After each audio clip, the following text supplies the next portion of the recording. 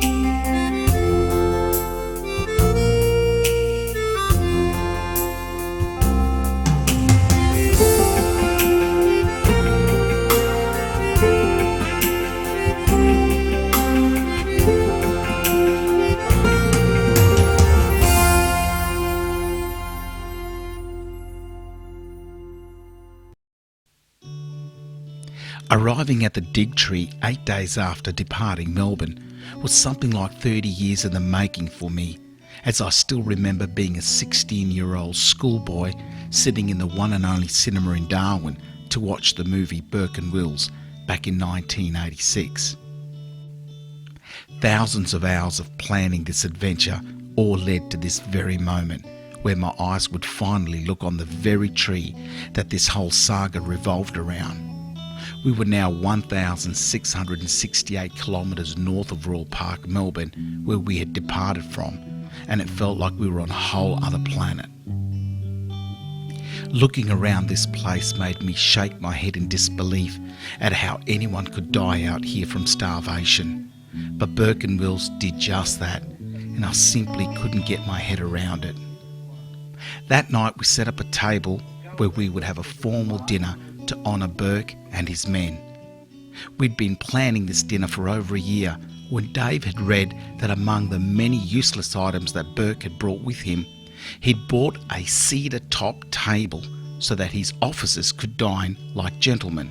So, an old oak table was carried on the top of the recovery vehicle as a tribute to the first gentleman who dined here in 1860.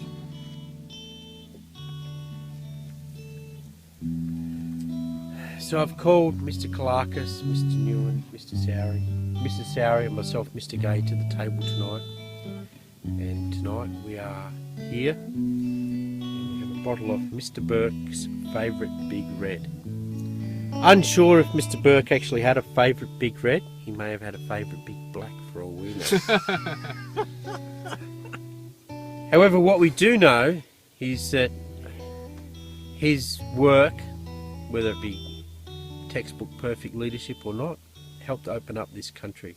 And we're here tonight to remember the sacrifice of Mr. Burke, Mr. Wells, and all of the party that perished, and for all their efforts all those years ago.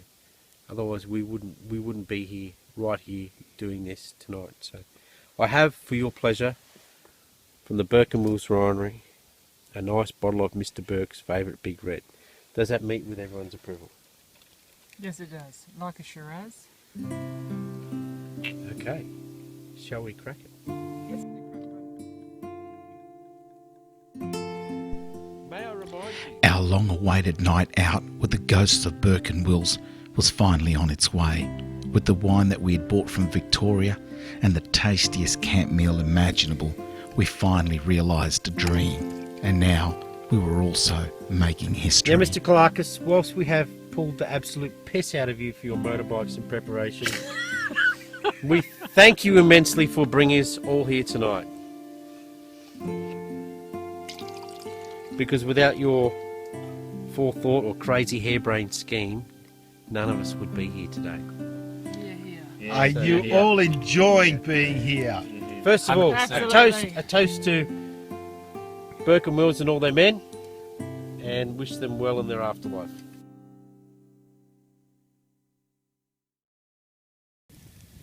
George, we're at the Dig Tree. Has this journey and being here, has it been what you thought it would be? It is by far better than what I expected, because in all my planning, in all the quiet moments thinking about the Dig Tree, looking at the hundreds and hundreds of pictures, it was easy to imagine me here. It was impossible to imagine the journey, and the journey is what has absolutely made this trip. We've gone from polarized sides here. We've gone from extreme highs, this moment where we're relaxing and camping and the brotherhood is close and everyone's having a good time, to the absolutely scary part of riding at speed in soft sand, making the bikes wobble out of control, to the anguish of seeing yet another bike broken again on the side of the road and having these perpetual problems. All that side of it, made the journey like this, man. Literally and emotionally, there were the ups and there were the downs. None of that could have been planned. I couldn't have imagined any of that. All I imagined in the early days was, being able to come here and have a formal dinner, with the Dig Tree as my backdrop, and it's fantastic.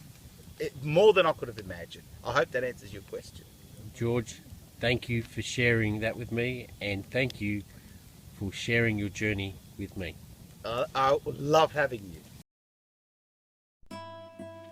It had been a long, emotional day for everyone, and that evening as the temperature dropped and the crew got into their swags, Chris once again stayed up and began pulling his bike apart to find out why he was losing power. He rightfully suspected that the carburetor was the issue, but what exactly was causing it?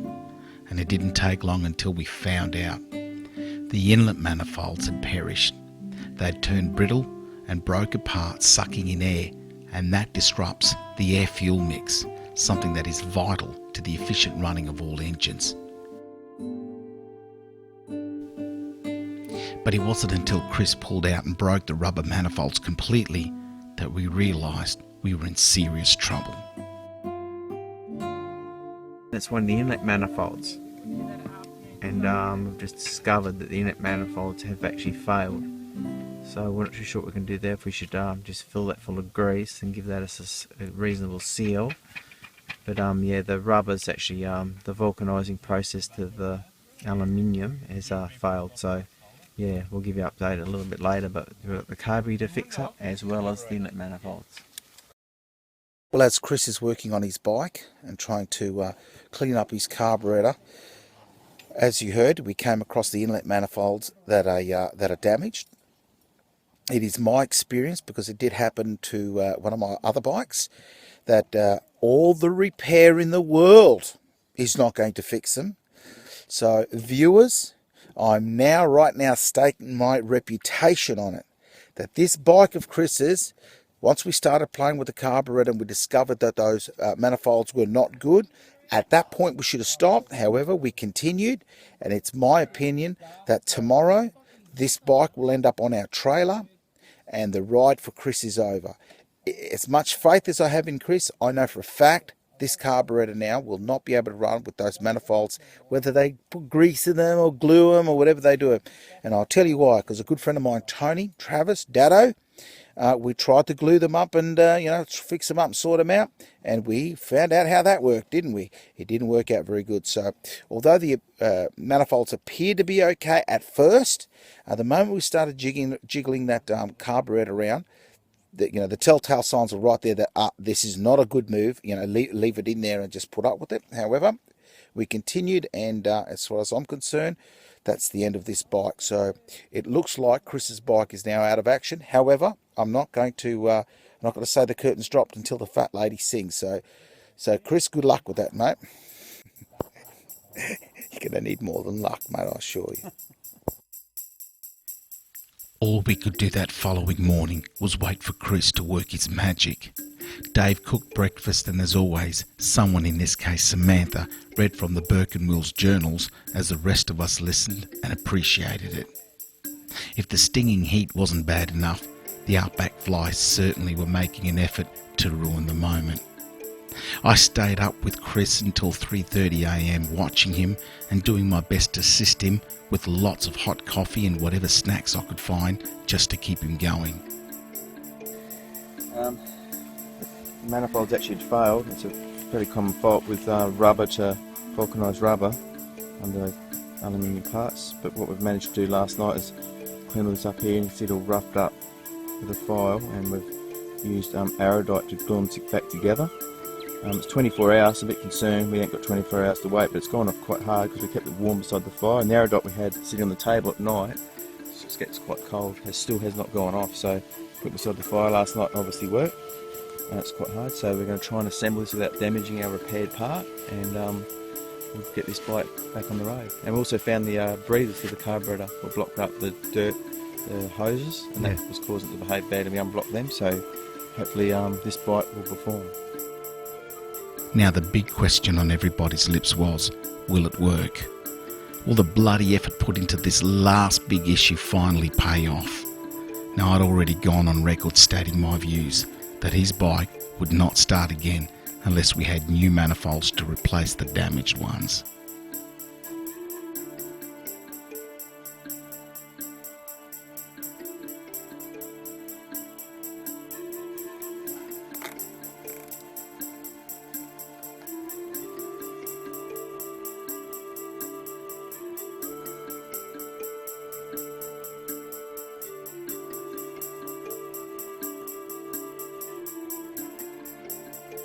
Maybe we should just bury some supplies here. You never know, we might need them.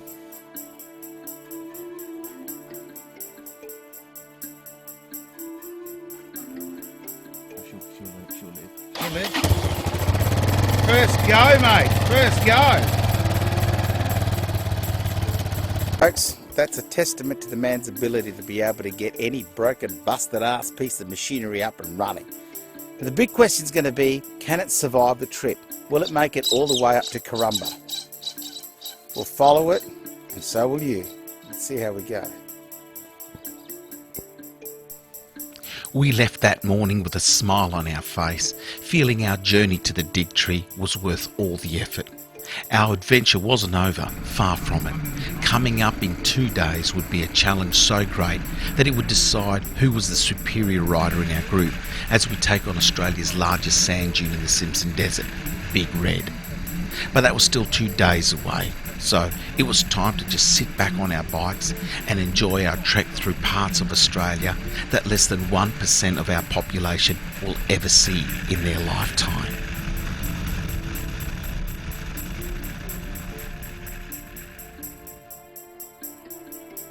"70 kilometres north of the dig tree, I suddenly heard Samantha calling out that she had seen a group of wild camels running in the distance. Knowing that these camels were the direct descendants of the 21 camels brought over here by Burke's expedition, I just had to get a close-up view, and in all the excitement, I forgot how much I'm scared of motorbikes, and suddenly I rode my motorbike like a bat out of hell. In my excitement, I did my best David Attenborough impression as I explained what I was seeing. This was a magic experience. I am in Central Australia and in pursuit of a remarkable herd of camels. These splendid creatures of the outback are the unseen giants of the mighty Simpson. These ships of the desert were first brought here by George Landells to assist in what would later be known as the Burke and Wills Expedition. I best keep my distance as a kick from these giant beasts would surely be fatal.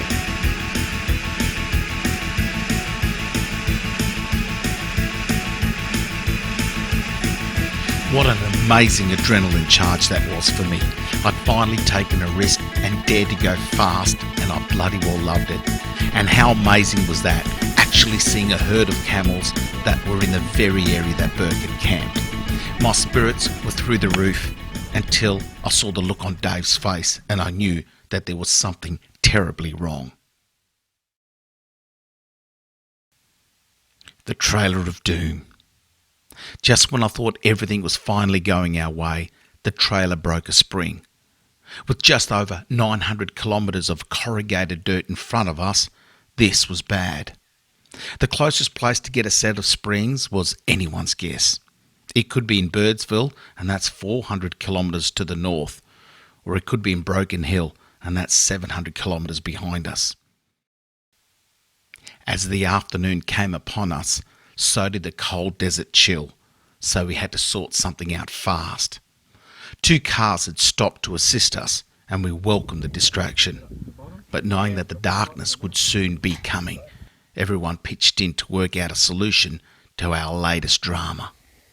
We probably travelled 60 k's, and I just got onto a little bit of bitumen, and in the dust cloud I could see the trailer. I could now see the trailer clearly, and I noticed it was tracking to the left, and I knew straight away we had an issue because of the way it was tracking. I knew something was broken, so I immediately pulled over, got underneath it, and discovered one of the leaves of the spring has snapped in half, clean snapped in half. The axle's bent back, and the tyre is rubbing on the mudguard, acting as a brake.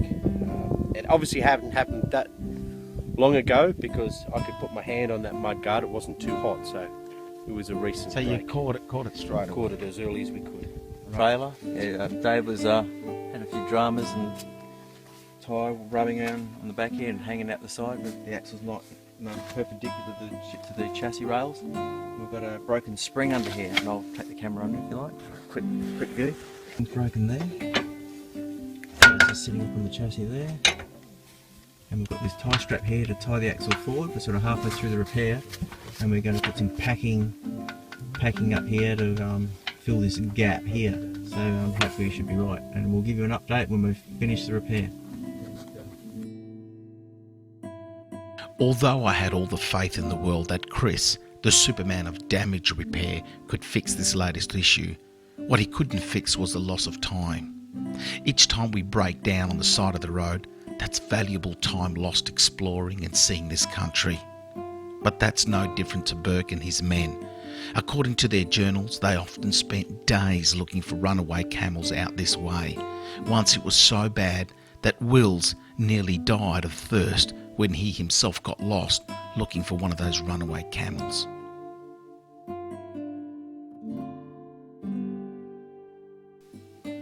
With the trailer now fixed, Chris got time to tune his carburettor after last night's rebuild, and I stood there stunned at the speeds that the bike was now reaching.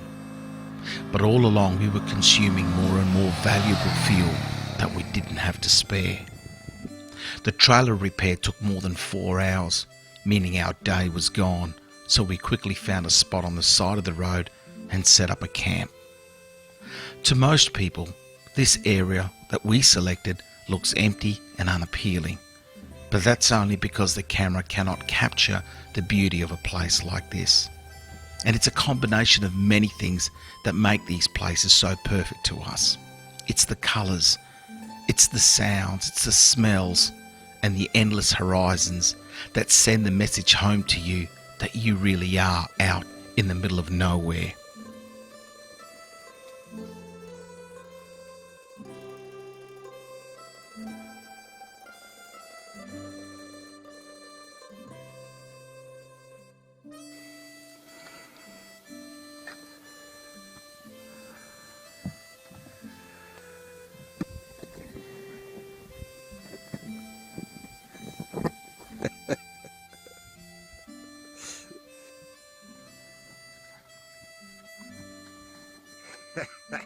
That's it. Excellent.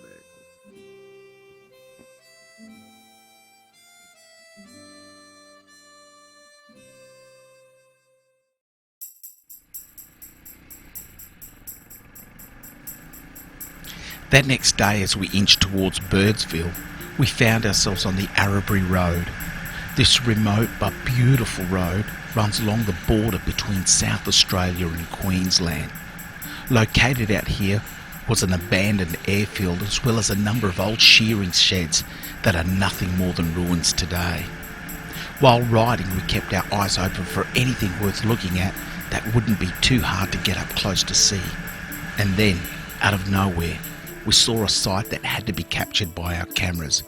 It was an abandoned stockyard that would have last seen stock out here more than 80 years ago.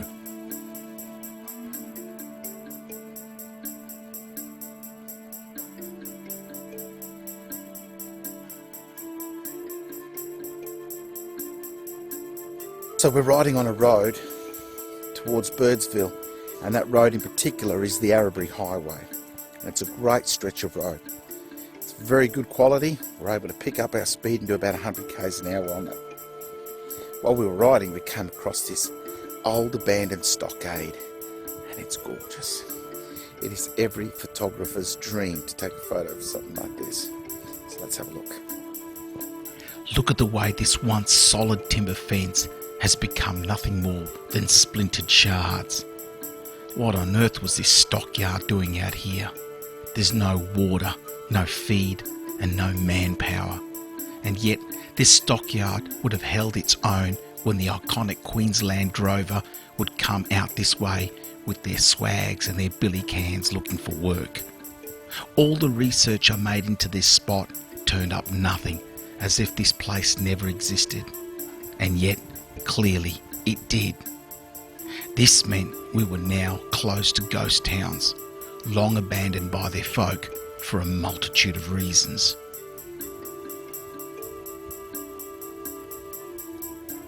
Looks like a tool. You can see how this surface is rounded and see how it naturally fits into the hand, like so. Depression here, which has also been worn, Perhaps this is where Ryan did Nadu. All similar type tools and rocks.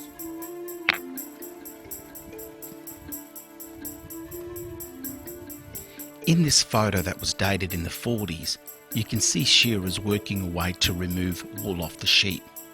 If you look closely above them, you'll see a shaft that drives the shears used by the workers. Well, we found an even older one at the stockyard, indicating that this place was in fact once a shearing shed.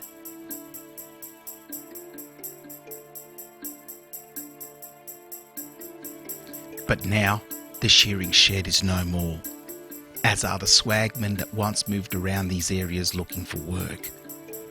Gone also is the lifestyle only known to those wanderers of Australia who waltz their Matilda.